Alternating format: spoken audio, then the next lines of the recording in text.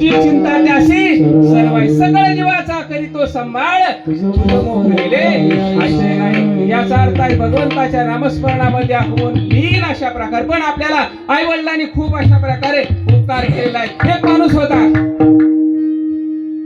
नुसतं फवारल्यावर त्याला जर फळच नाही तोडल्यावर तुम्ही म्हणता नुसतं चरणच म्हणता, काय सांगता फळ? याचा अर्थ थोडस सांगणे आहे का नाही.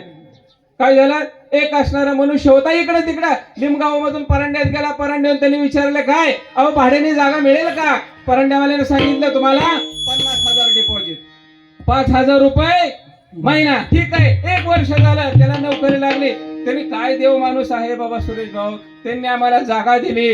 काय त्याला 5,000 रुपये महिना देऊन त्याला देव माणूस म्हणतोय. पण आपल्या आई वडिलांनी किती उपकार केलेत माहितीये का? आईनं गर्भात पाऊल ठेवताना डिपॉझिट घेतलंय का? काय एकही रुपया घेतला नाही. आईचं दुसरे दान, अस्थिदान, रक्तदान, मांसदान आणि आईनं आपल्याला हे 5 उपकार. समुद्राची उपमा देता येईल का आईला? नाही.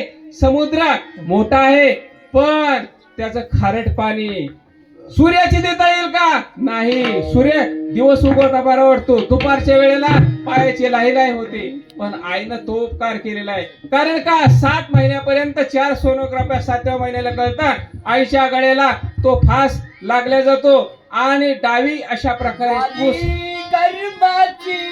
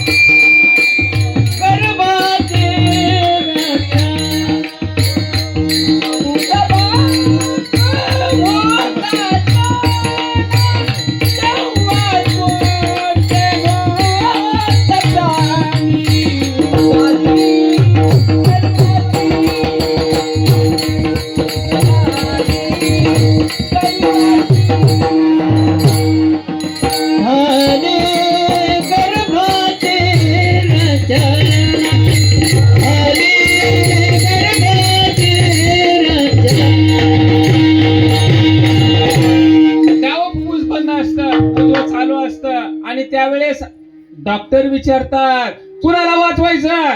सगळे म्हणतात बाईला वाचवा, आईला वाचवा.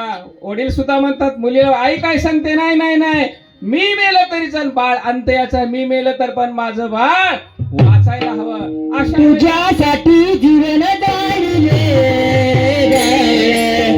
कुणी नाही पाहिजे. तुझ्यासाठी जीवन दारिले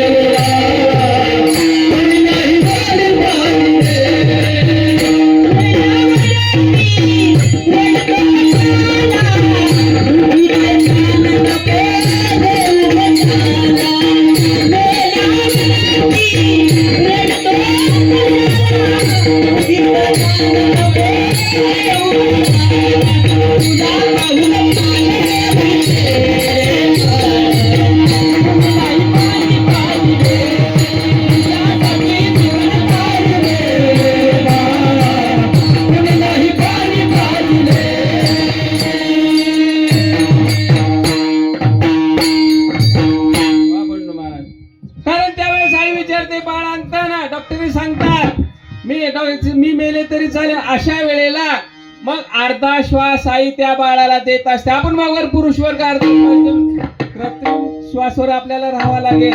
मग जन्मभरीच्या श्वासा इतके मोजलेले हरिनाम आईनं डिपॉझिट घेत. मग 7 महिने झाल्यानंतर पुन्हा त्या बाळ लक्षात येतात. एकदा बाळ रडायच्या टायमाला नाळ कापले जाते. बरोबर आहे का नाही? का रडतय का ते?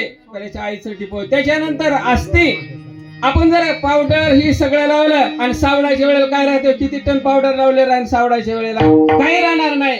मग आस्थी आईने दिलेले आहेत. रक्त आईचं आपल्याला लागतं. आईनं लज्जा म्हणजे स्तनपान करायला लज्जा दान आपल्याला आईने दिले. मोहयांची तडो म्हणजे मृतांची असलेली थडगी. कितीतरी वर्षानं असं आईचं उपकार, वडिलाचे उपकार, असं सर्वस्व असताना त्यांनी सांगितलं हे सगळं ठीक आहे. अभंगाचं शेवटचं चरण तुका मारले